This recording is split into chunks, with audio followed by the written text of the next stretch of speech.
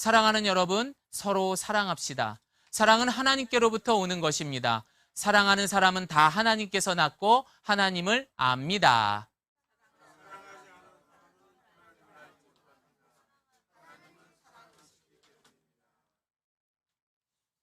하나님의 사랑이 우리에게 이렇게 드러났으니 곧 하나님께서 당신의 독생자를 세상에 보내주셔서 우리로 하여금 그로 말미암아 살게 해주신 것입니다.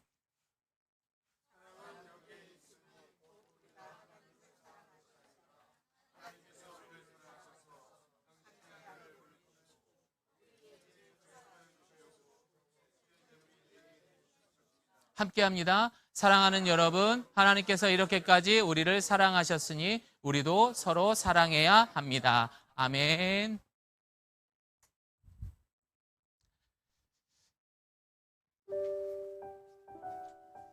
여러분 혹시 여러분만 알고 있는 비밀이 있습니까? 그런데 그 비밀의 무게가 너무 무거우면요, 사람이 엄청나게 스트레스를 받습니다. 성경에 아주 오래된 인물 중에 노아라는 사람이 있었습니다. 하나님께서 이런 못된 인간들, 그런 죄로 얼룩진 그 세상을 보면서 이들에게 심판을 하겠다, 그것도 물로 심판하겠다라는 말씀을 하십니다. 노아는 그 비밀을 알았습니다. 어떻게 하지? 이렇게 하다 잘못하면은 내가 사랑하는 사람들도 이 물의 심판을 받을 수가 있는데, 하나님께서는 방법을 주셨어요. 노아야, 너는 방주를 만들어라. 그 물 위에 띄울 수 있는 큰 배를 만들어라. 노아는 열심히 그 배를 만들었고 사람들에게 하나님의 그 메시지를 전했습니다. 사람들이 들었을까요? 듣지 않았어요. 노아는 사랑해서 그 이야기를, 그 비밀을 전했는데요, 듣지 않았어요. 결국 노아는 자신이 너무 사랑했던 그 가족들만 그 배에 태우게 됩니다. 결국 어떻게 됐을까요? 정말 그 때가 되었을 때 비가 오기 시작을 했습니다. 40주야 비가 쏟아지기 시작하면서 온 세상은 물로 다 뒤덮이게 됩니다. 살려주세요. 그 배에 태워주세요. 그러나 이미 늦어버렸던 겁니다. 여러분, 그 비밀을 알기 때문에 오늘 사랑해서 여러분을 초대했습니다. 세상에는 많은 사랑이 있습니다. 그러나 그 잘못된 사랑 때문에 내가 사랑하는 그 가정이, 그 가족들이 깨지는 일이 너무나 많습니다. 요즘 들어서요, 황혼 이혼이 엄청나다고 합니다. 오늘 제가 이야기해드릴 이 할아버지 할머니도 70 중반이 다 됐습니다. 어휴, 이 영감탱이, 너랑은 못 살아. 나도 너랑은 못 살아 하면서 둘은 헤어지려고 법정에 가게 됩니다. 그리고 그날 법정을 갔다가 며칠 후에 다시 봅시다 하면서 이들은 마지막으로 둘이 즐겨 먹던 치킨과 맥주집에 가게 됩니다. 어서 먹어봐. 내가 제일 좋아하는 닭다리, 평생 내가 안 먹고 당신만 준 거 알지? 그냥 가만히나 있지. 할아버지는 자신이 늘 좋아했던 그 닭다리를, 내가 널 좋아하기 때문에 이 닭다리를 줬다는 걸 생색을 낸 거죠. 그러자 할머니는 어떻게 했을까요? 아유, 인간아, 너밖에 모르는 인간아. 나한테 한 번이라도 뭘 좋아하는지 물어봤냐? 나는 닭다리가 아니라 닭 날개를 좋아했다고. 이렇게 이야기를 하는 것이었습니다. 그리고 할머니는 문 밖을 나가버리고 아들 집으로 가게 됩니다. 할아버지는 이제 집에 오게 됩니다. 평생을 내가 나 혼자만 좋다고, 나 중심적으로만 사랑을 했구나. 결국 할머니에게 미안한 마음이 들었는지 전화를 하게 됩니다. 여보세요? 여보세요? 할머니는 전화를 받지 않습니다. 탈칵 끊깁니다. 또 한 번 전화를 합니다. 할머니는 전화를 받지 않습니다. 평생 자기밖에 모르는 인간, 안 받아 하면서 그 핸드폰 배터리를 빼버립니다. 그리고 할머니는 그 다음 날이 되어서 이제 할아버지에게 이제 생각을 하게 됩니다. 야, 그 인간이 그래도 날 생각한다고 그 닭다리 가지고 자기 사랑을 말했는데 내가 이렇게 매정하게 차버리면 안 되지. 걱정이 됐는지 아침에 전화를 한 거예요. 전화를 안 받는 겁니다. 왜 안 받아? 아유, 또 어제 한잔 했나 보다. 왜 안 받아? 과연 여러분, 할아버지는 어떻게 됐을까요? 궁금하면 다음 주에 오시면 알게 됩니다. 다음 주에 오시면은 그 답을 알려드리겠습니다. 할아버지는요, 그날 밤에 할머니에게 미안한 마음이 들고 평소에 흘리지도 않던 그 눈물을 흘리다가 결국에는 평소에 앓고 있었던 그 지병이었던 심장병으로 그날 밤 돌아가시게 됩니다. 너무나 안타깝죠. 할머니는 그 소식을 듣고 급하게 집으로 가게 됩니다. 할아버지 손에는 휴대폰이 쥐어져 있었습니다. 그리고 그것을 봤더니 이렇게 적혀 있었습니다. 여보 미안해. 그리고 사랑해요. 우리 같이 하고 그 다음 말을 잊지 못하고 그렇게 할아버지는 먼 세상을 가셨습니다. 이 이야기를 통해서 우리가 얻을 수 있는 교훈 무엇이 있을까요? 성경은 그래서 이렇게 말하고 있습니다. 우리 함께 읽어볼까요? 시작. 오늘이나 1년 동안 거기에서 지내며 장사하여 돈을 벌겠다 하는 사람들이여 잘 들으십시오. 여러분은 내일 일을 알지 못합니다. 여러분의 생명이 무엇입니까? 여러분은 잠깐 나타났다가 사라져버리는 안개에 지나지 않습니다. 야고보서 기자는 이렇게 이야기를 했던 거예요. 우리의 인생은 안개와 같아요. 정말 어떻게 될지 아무도 모르는 거죠. 이런 인생 속에 자칫 우리는 가장 소중한 것들을 잃어버릴 수가 있다라는 것을 여러분 꼭 기억하시기를 바랍니다. 그래서 저는 여러분들에게 오늘 본문에서 말하고 있는 그 사랑이, 참 사랑이 무엇인지 함께 나누려고 합니다. 첫 번째입니다. 인생은 시작이 있으면 분명한 끝이 있다라는 겁니다. 평생 우리가 영원하지 않습니다. 우리 예가교회는 매주 수요일마다 이 수원에 있는 호스피스 센터에 갑니다. 이곳에 가면 정말 많은 암 말기 환우분들이 있습니다. 이곳에는 저보다 연령이 훨씬 높으신 아버님 뻘들도 계시지만 이분들보다 제가 더 많이 아마도 임종을 지켜본 사람은 저만큼 많지는 않을 겁니다. 저는 매주 이분들의 임종을 지켜봐야 되고 그분들과 그 유가족을 위해서 기도하는 사역을 하고 있습니다. 쉽지 않습니다. 그 죽음이 주는 그 공포와 두려움은 지켜보는 사람에게도 또 그것을 직접 경험하는 사람에게는 정말 무섭습니다. 저는 그래서 매번 갈 때마다 그래요. 오늘은 기도하지 말고 설교만 하고 올까? 항상 그런 유혹이 있어요. 왜? 두려우니까. 그분들한테 내가 이 별 볼 일 없는 나 같은 놈이 무슨 위로를 하지? 이런 항상 생각이 있었죠. 이곳에 계신 분들의 특징들이 있어요. 모두가 자기가 어떻게 될 거라는 것을 다 알고 있어요. 얼마나 무섭겠어요. 이분들이 공통적으로 갖고 있는 세 가지 생각이 있습니다. 마지막 세 번째는 이들이 만약에 기적이 있어서 내가 건강을 회복한다면 절대 옛날처럼 살지는 않을 거래요. 지금처럼 이렇게 살지는 않을 거래요. 진짜 새롭게 살 거래요. 그리고 두 번째로 하신 말씀이 뭐냐? 내가 살아온 인생을 후회한다라는 말씀을 제일 많이 하셨어요. 그리고 첫 번째, 제일 많이 하신 말씀은 내가 이렇게 될 줄 몰랐다. 내가 이런 병에 걸릴 줄 몰랐다라는 말씀을 가장 많이 하셨습니다. 그러나 저는 늘 갈 때마다 그 마음을 가지고 가요. 그래야 그분들을 위로하지.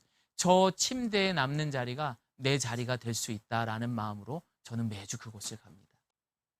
자, 그러나 한국 사람들은요, 그 사랑을 제대로 하지 못한다고 합니다.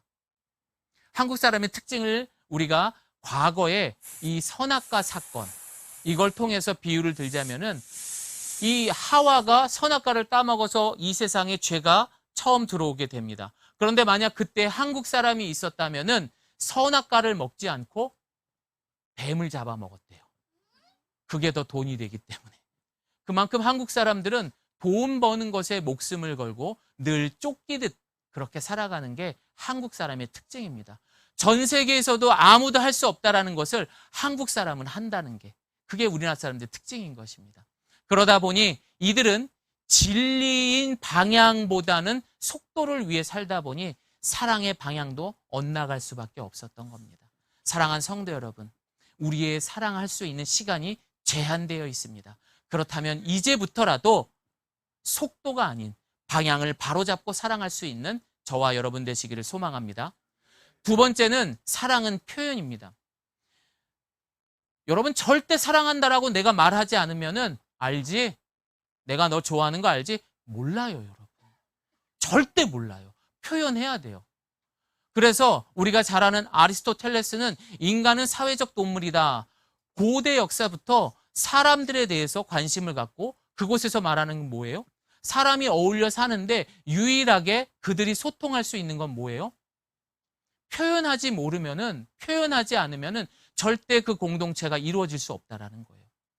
그러면 사랑하면 뭐 돼요? 아니죠, 여러분. 표현해야지 알 수 있어요. 자, 그래서 여러분들은 그런 가까운 부모님과 자녀들과 어떻게 소통하고 있습니까? 여러분, 부모님에게 어떻게 사랑 표현을 하세요? 어떻게 사랑 표현해요? 다은이는? 엄마 사랑해 막 이렇게 해요? 어떻게 해요, 예빈이는? 그러면 우리 부모님은 자식들에게 어떻게 사랑 표현을 하세요? 어떻게 하시냐면요, 우리 부모님들은요 사랑을 이렇게 표현하십니다. 매일 아침 문자로 이런 메시지들을 여러분 많이 보셨죠? 많이 보여주십니다. 이런 문자를 보여주시고, 예. 사실상 우리 어머니 아버지 세대는요 표현하는 게 어색해요. 서툴러요. 그러니 이런 문자를 통해서, 그런데 젊은 사람들은 이걸 받았을 때 근데 이게 아빠 엄마의 사랑이었는데 서로 소통이 안 되는 거예요. 부모님도 사랑할 줄을 모르고 표현할 줄 모르고 자녀들도 표현할 줄 몰랐던 겁니다. 우리 한번 따라해 보겠습니다. 고맙습니다. 미안합니다. 사랑합니다. 싫어. 거절하는 것도 표현하는 거예요. 자, 또 따라해 봅니다. 좋아요. 우리 친구들도 그렇고 이런 표현을 했을 때 관계가 이루어지게 되는 것입니다. 오늘 본문을 보면은 하나님은 분명하게 우리에게 사랑에 대한 표현을 하셨습니다. 함께 읽어봅니다. 시작. 사랑은 여기 있으니 우리가 하나님을 사랑한 것이 아니요 하나님이 우리를 사랑하사 우리 죄를 속하기 위하여 화목제물로 그 아들을 보내셨습니다. 하나님께서는 여러분을 너무 사랑하셔서 독생자 아들 예수 그리스도를 통하여서 자기의 사랑을 표현하신 거예요. 오늘 그 사랑을 받은 여러분들이 너무 사랑했기 때문에 이 자리에 있는 줄을 믿습니다. 자, 마지막입니다, 여러분. 100점짜리 사랑은 그럼 어떻게 하느냐? 우리가 함께 보도록 하겠습니다. 100점짜리 사랑은 아까 보셨던 것처럼 평생 자기밖에 모르는 인간, 그 할아버지의 사랑은요, 자기중심적인 사랑이었어요. 내가 사랑하는 걸 이렇게 표현하면 너도 좋아할 거야 라는 마음으로 사랑했기 때문에 할머니는 평생 뿔이 날 수밖에 없었던 거예요.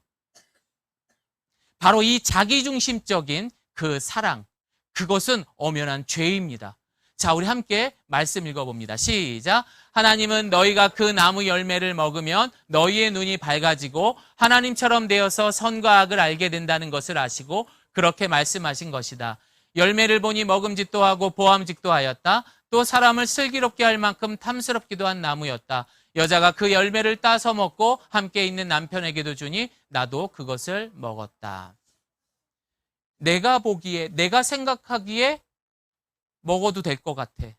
괜찮을 것 같아. 심지어 먹음직스럽고 보암직스럽고 탐스럽기까지. 내가 생각하기에 먹어도 되기 때문에 하나님이 먹지 마 해도 이들은 먹었던 거예요. 이것이 바로 성경에서 말하는 자기중심적인, 이것을 우리는 죄, 원죄라고 말합니다. 이 자기중심적인 판단, 원죄는요, 진실이다, 거짓이다, 선과 악이다, 갈까 말까, 이 모든 걸 누가 판단하는 거예요? 하나님이 하는 게 아니라 내가 하는 거예요. 여기 지금 불법 유턴을 하면 안 되는데 내가 생각하기에는 차가 없으니까 불법 유턴해도 돼. 이게 바로 자기중심적인 죄예요. 고집을 부릴까? 고집을 버릴까? 이런 모든 것들이 바로 자기중심, 성경에서 말하는 이게 바로 죄라는 거예요. 그래서 이 선과 악을 누가 판단하는 거예요? 하나님이 기준이 아니라 내가 판단하게 되는 것. 이게 바로 죄인 것입니다. 바로 이 원죄, 자기중심적으로 살아가는 이 사람들이 만든 이 세상의 많은 자범죄, 이것을 통하여서 하나님과 우리의 관계가 끊어졌습니다. 그러다 보니 살인, 유괴, 자살, 마약, 그리고 성적인 그런 범죄, 그리고 노인들 요즘 고독사 같은 것도 많죠. 가족들이 흩어지고 또 가정의 이혼, 이런 모든 것들이 하나님과 우리의 관계가 끊어진 바로 이 원죄에서 시작했던 자범죄들입니다. 여러분 보시는 것과 같이 이 자범죄로 인하여서 인간과 하나님은 끊어졌어요. 사람들은 끝없이 그 영원한 것을 위해서 과학과 또한 철학과 종교로 그곳을 도달하려고 했지만 되지 않았습니다. 하나님은 그런 사랑하는 자신의 그 백성들을 위해 그 사랑의 표현, 가장 큰 사랑이었던 바로 예수님을 통하여서 그 끊어진 다리가 되어주셨던 것입니다. 이것이 진정한 사랑인 것입니다. 결국 이 다리를 건너 하나님과 우리가 함께 만나게 됨으로 말미암아 우리는 진짜 사랑을 할 수 있는 거예요. 사랑은 오래 참고, 사랑은 용서하고. 그래서 요한복음을 보면요, 사랑하라는 말이 56번이 나오게 됩니다. 그런데 예수님께서 이제 십자가에 달리셔서 죽으셔야 되고 그 공동체가 깨져야 하는 그런 위기적인 상황에 13장에서 21장 마지막까지 총 44번에 걸쳐서 예수님이 강조하신 말씀이 있어요. 그건 바로 서로 사랑하라, 그 이야기였어요. 위기 속에서 우리가 정말 살아남기 위해서는 서로 사랑해야 돼요. 온전한 사랑, 자기중심적인 사랑이 아니라 하나님께서 독생자 아들 예수 그리스도를 포기하면서까지 사랑하신 그 온전한 사랑을 통하여서 이 위기 속에 살아가는 우리 모두가 행복하고 아름다운 삶을 살아갈 수 있기를 예수님의 이름으로 소망합니다. 여러분, 우리가 사는 세상은 위기와 종말의 때입니다. 많은 범죄가 일어납니다. 아직도 전쟁과 아직도 굶어 죽는 애들이 있고요.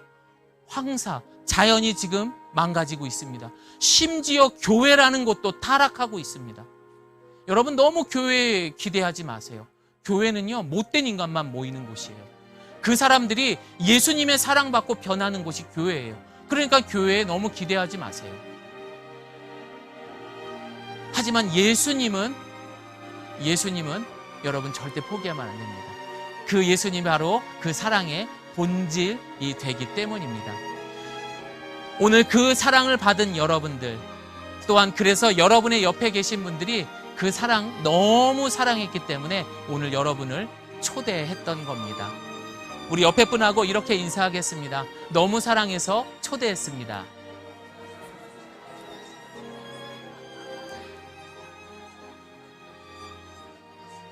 예. 우리 이 시간에는요, 잠시 우리 기도하도록 하겠습니다. 하나님, 내가 초대한 이 사람들이 이제 이 험한 세상 가운데 예수님의 사랑으로 말미암아 이제 온전한 그런 하나님의 사랑 가운데에 누릴 수 있는 참 평안과 기쁨과 감사의 삶을 살아갈 수 있도록 도와주세요. 예수님 영접하게 해주세요. 우리 이런 기도를 우리가 함께 기도하겠습니다. 함께 기도합니다.